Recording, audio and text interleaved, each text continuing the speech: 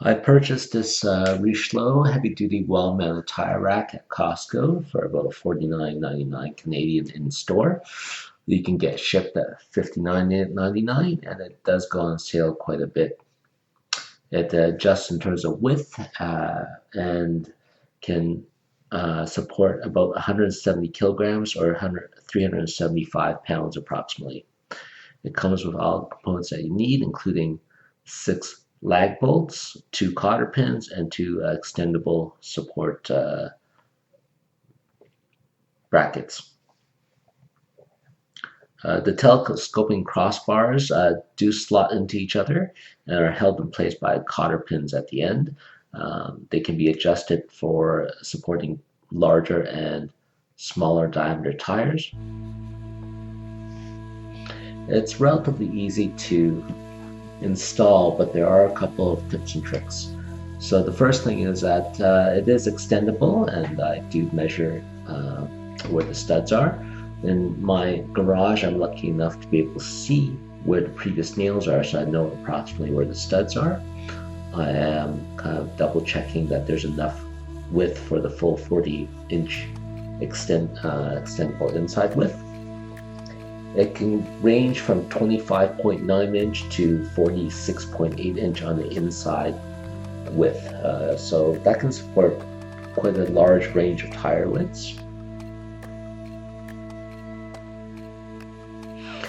I do think that you will need certainly a drill, optional impact wrench, and I've just done the left one, but I will demonstrate what needs to be done on the right one.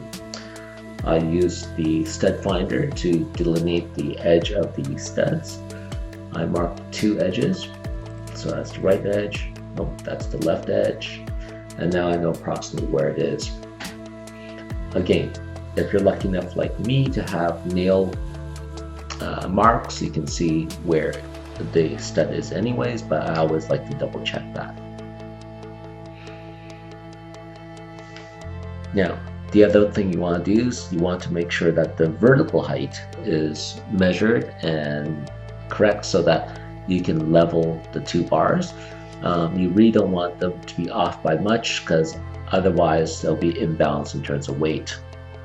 You do need to drill pilot holes. They recommend a 5/32 inch drill bit. One trick I will recommend is that make sure that you drill deep enough.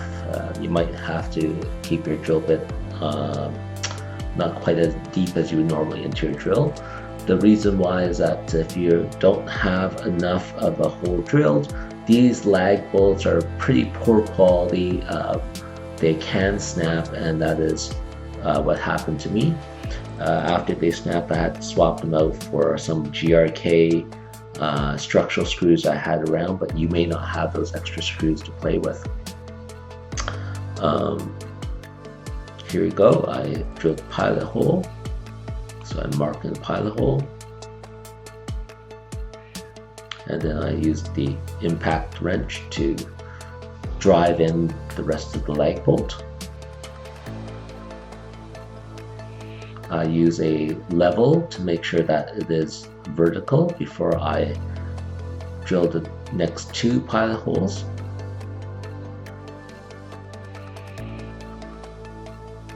And using my drill, making sure it's level, I'm just marking the surface of the drywall for the pilot holes. I actually swing this metal bar away so I can get the depth required in order to drill a full lag bolt depth.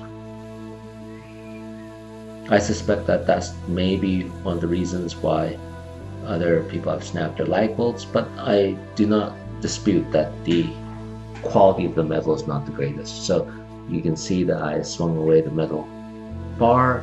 I'm drilling the full depth of using my 5/32 inch drill bit to ensure that it can run through properly. When using the GRK structural screws, they are amazing. They don't don't break as easily, and they can actually are rated for self drilling, but When you're drilling into studs, I really recommend pilot holes so you minimize damage and potential splitting of your structural wood. So here you go, I'm taking 2 lag bolts, or in this case structural screws, putting it in place, and now I'm going to impact it down.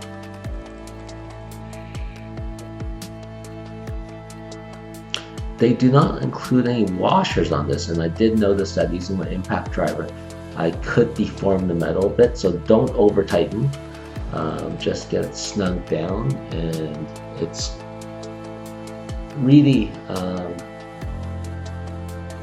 looks quite structurally sound. Now I've put the 2 extendable cross members, they just slot into those holes. There's like 4 holes you can put it in, and you can install cotter pins into it so that it locks it in place.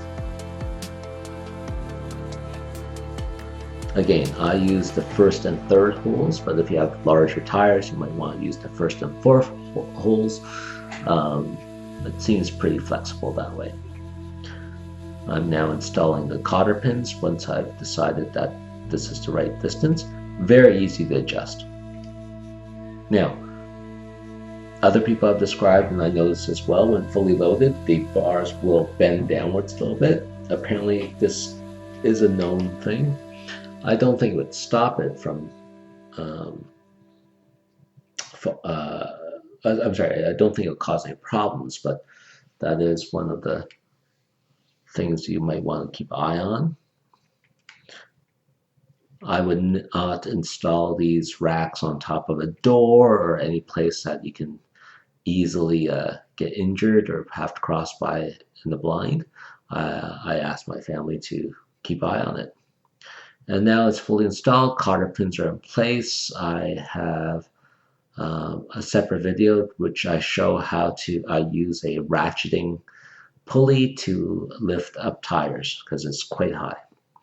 And hopefully this will last. I just want to show the installation. There's not much details or reviews on this particular Richelieu brand of tire rack, but I will say I'm quite happy with it. It looks good, it's powder coated. I do think that the lag screws are pretty crummy. I do think that you might want to have extra screws on hand or be very careful that you don't over tighten. I used impact wrench to do it, but you could use hand tools to tighten it up. But do be aware, if you're using hand tools, it's going to be a lot of effort. Okay, and I hope you enjoy your new tire rack.